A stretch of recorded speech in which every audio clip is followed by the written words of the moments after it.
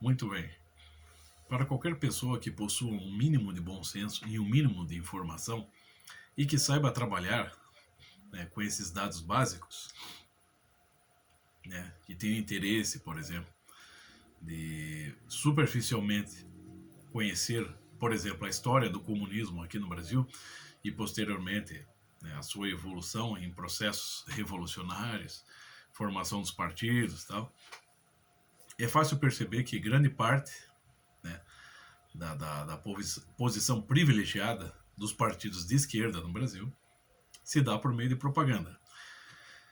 E no caso do PT, como o professor Olavo muito bem explicou há uns 20 anos atrás no curso de Teoria do Estado, o Lula é uma espécie de símbolo, né? Ou seja, ele é uma verdadeira fachada, uma porta de entrada, um cartão postal do PT, né?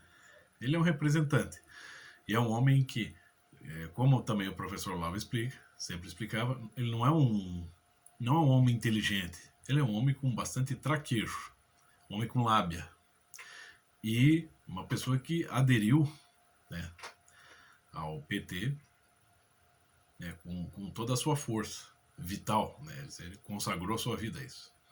Porém, a gente sabe que os discursos do Lula muito provavelmente não são escritos por ele. Ele é o cara que, vamos dizer assim, ele é o testa de ferro, é o cara que lidera a coisa. Por quê? Porque ele tem o carisma, de fato ele tem. Tem o traquejo e, como diria Ciro Gomes, um verdadeiro encantador de serpentes. Sim, ele é isso. Então, qual é o problema? O grande problema, no meu entender, para a esquerda nesse momento, já que Lula voltou a ser presidente do Brasil, é que o Lula ele não pode morrer. O homem já está com quase 80 anos. E ao longo do próximo mandato, ele vai passar dos 80 anos. E a gente percebe que ele está desgastado, né?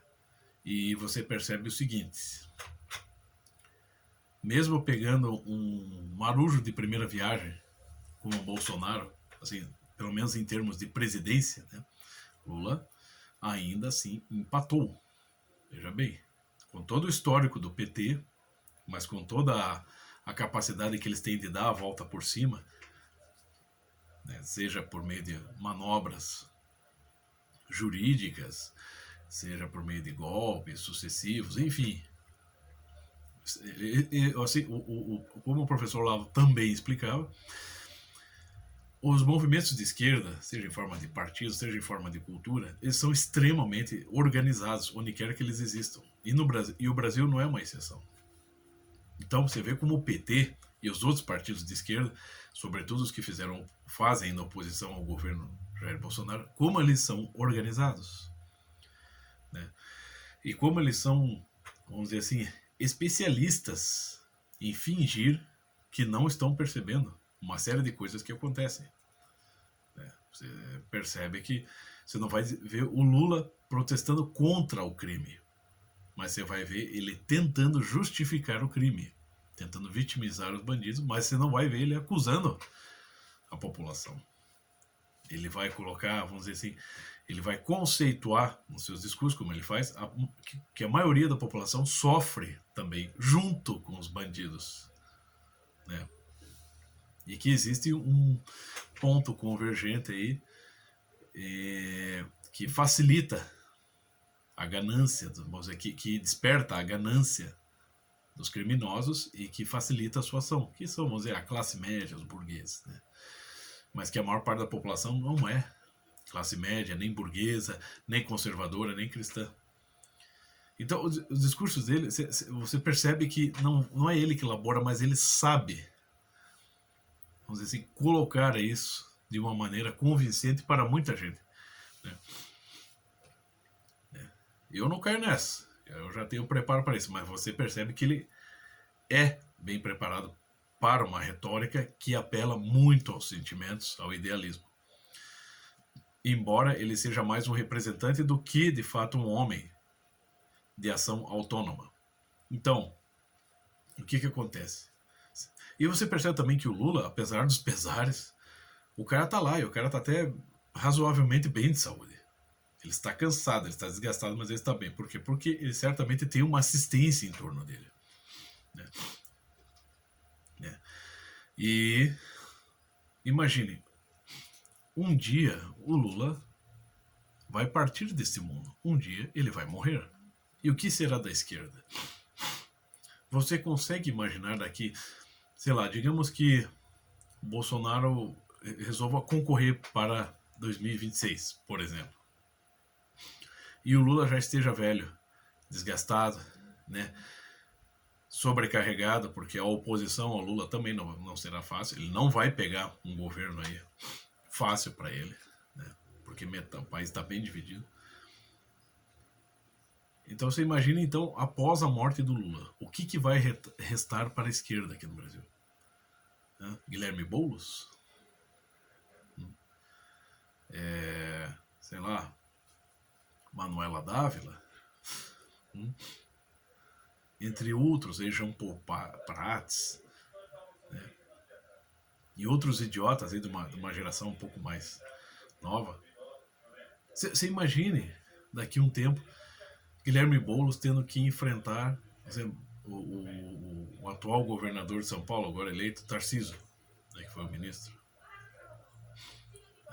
Você vê que mesmo, vamos dizer, o, entre aspas, maior líder político no Brasil, o Lula, né, ao enfrentar Bolsonaro, que é marujo de primeira viagem, ficou o eleitorado ficou dividido no meio. Você imagina se o Haddad, se o Lula ainda estivesse preso, se todo esse processo não fosse revertido, e o Haddad voltasse a concorrer com o Bolsonaro. Então o Bolsonaro tinha passado à frente. Então você percebe que o desespero, no meu entender, é esse.